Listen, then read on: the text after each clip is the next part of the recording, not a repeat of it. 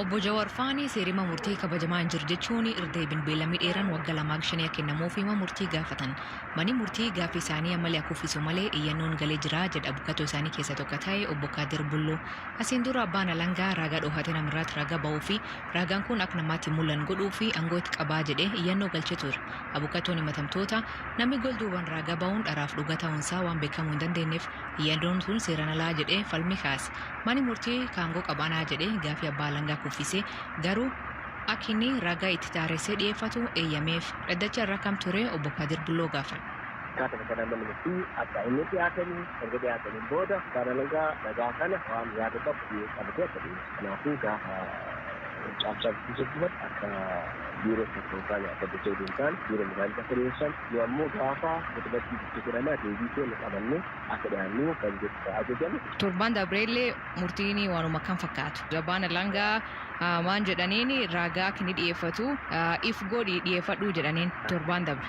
Obbo Jawaar Faalleen akka beellamii isaanii dheerataniif gaafatanii garuu mani murtii kuffis. Mani murtii arra murtiin maan ture? Kanadhaa kan ture ajajuma amma jiratti hin jirtan kennu. Gaafa kanatti deebii keessa kanadhaa kootta lammaffaa gaafii waa'ee yaada shakkamtoota ilaalchisee akkaataa manni murtii asiin dura fakkeenyaaf Jawaariin ilaalchisee badhaasuudhaatti gaggeessitee ture. Boguutuu nama jedhamu tokkollee ajajni kennamee ture ajajni kun hin raawwatamne akkaataa ajajni kanaatti raawwatame akka dhiyaatan.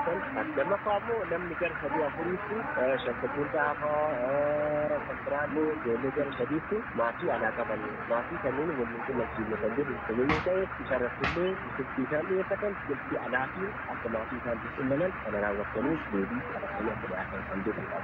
Waan golduubaa kanoo abbaan alangaa ragaa golduubaa dhiyeessuu barbaadu kan hin eeyyamaniif moo hin eeyyamneef?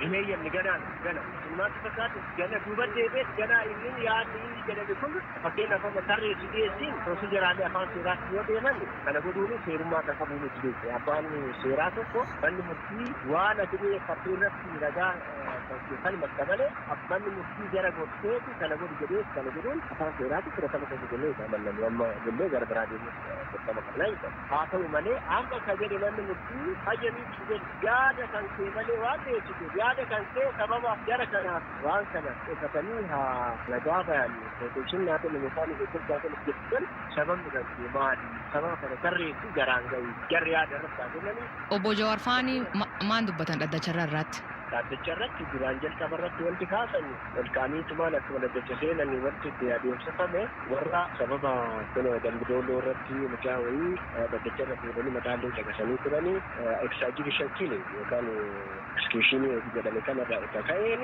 kan biraa immoo biyyattii kana keessatti biyya Tigree keessatti jedhamaa jechaa kanaa fi warra dhiibbaan irra ga'e lafa lubbuun isaanii dabarseetu gadda yaada isaanii sammuu sa'a saddiisaa fakkaa faagoonii jedhanii goolaa jedhan warri maamtoonni isaan itti fufanii manni murtii layyamne jedhee gadda itti gatii tokkotti waan kadhatanii fi gara hojii deemanii achiin booda baddaata iyyannoo dhiyeessan maalii beellamni dheeraa du'aaf godhamuutinillee maalii tokkoffaa yeroo ammaa manni murtii kennee fi seenaaf kannachuu ayyaanaa fa'a nama jara sagal manni murtii himanni isin baatanii isaan gadhiisus manni murtii poolisii kadhatee bakkee isaan gaafatattee isaanii jedhee akka feetan gurgara bilisalee baaftan qaamni jiraawwachiisaa seera kabajaa waan jiru ol waan ta'eef isaan uummata adeemsifatanii mootummaallee haa baafatanii garuu waggaa lama haga shanii kennaa fi kanaafuu manni murtii dirreetti dirree haqaa dirreetti taphatama waan taaneef sababa kanaaf mana murtii kanatti yaa'ii qabnee kan jedhan kaasanii sibin dabalataan yoo